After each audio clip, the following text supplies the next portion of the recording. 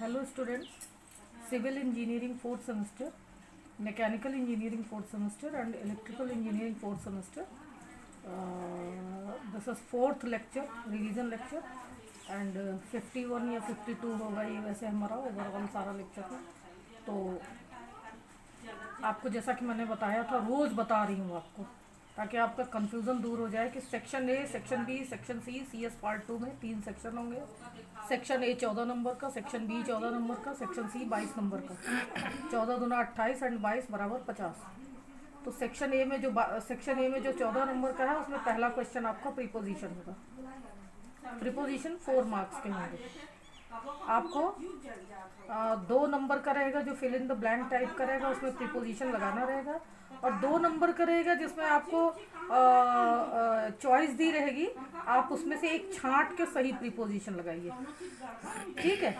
और या तो करेक्शन की फॉर्म में 2 नंबर का होगा और 2 नंबर आपका प्रीपोजिशन लगाना रहेगा। तो आज हम फाइनल रिवीजन प्रीपोजिशन का करते हैं, ठीक है। तो देखिए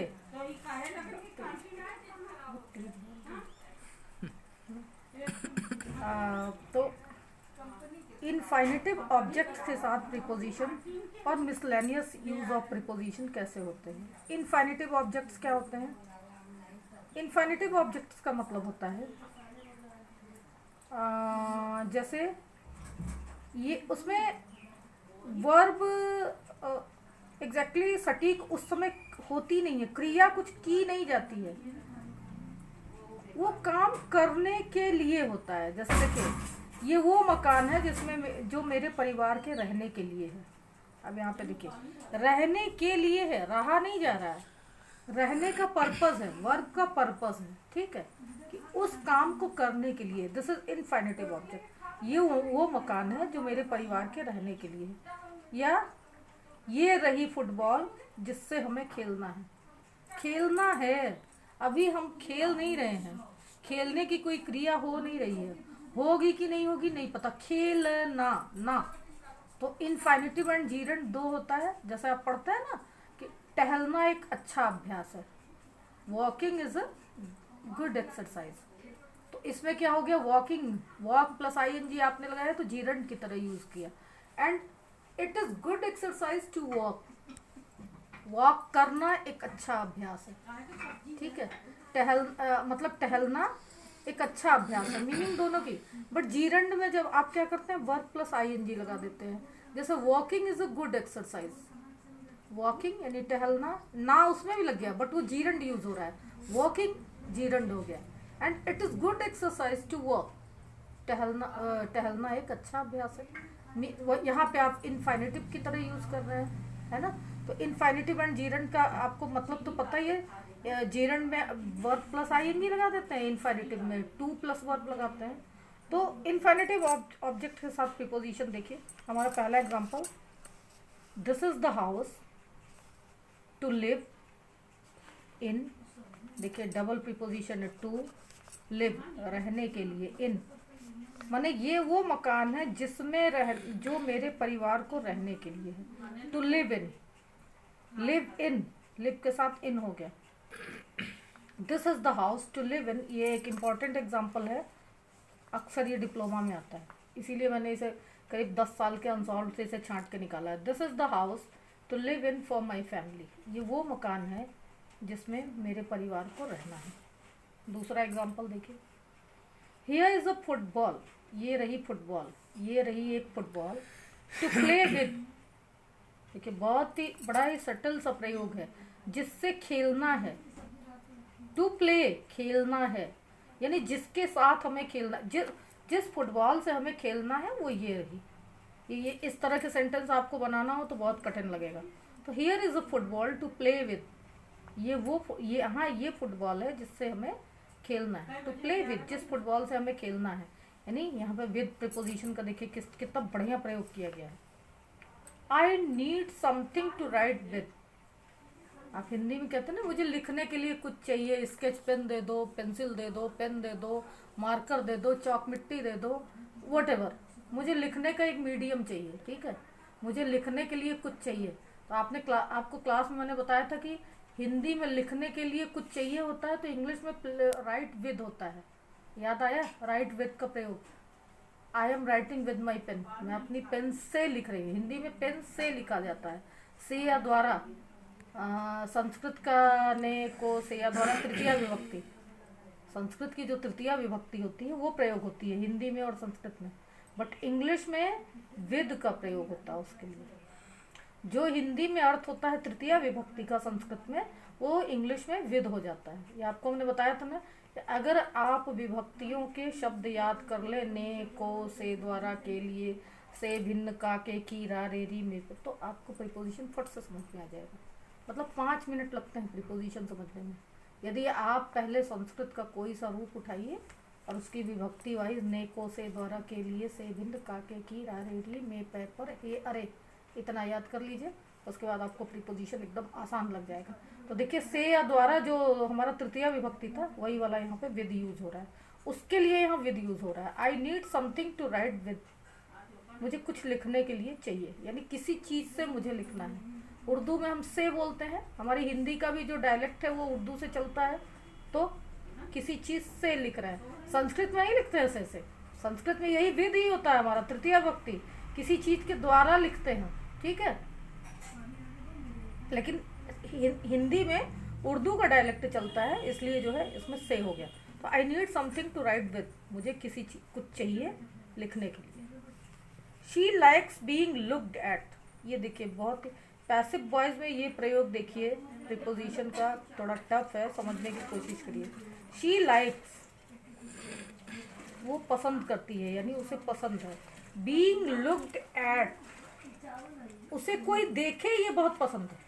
she likes being looked eight, यहाँ एट का ये प्रयोग देखिए कितना फाइन प्रयोग है। इस सेंटेंस को आप चाहें तो बल्कि इसे अपने रिकॉर्ड में रख लें। मैं आपको बताती हूँ ना कि अच्छे सेंटेंसेस को अपने रिकॉर्ड में रख लिया करिए और उसके सिमिलियर अगले सेंटेंसेस यूज किया करिए। तो she likes being looked eight, और इसका कोई तोड़ नहीं है इस सेंटेंस का। इस सेंटेंस को इसी तरह लिखा भी जा सकता है कि उसे ये पसंद है कि लोग उसको देखें।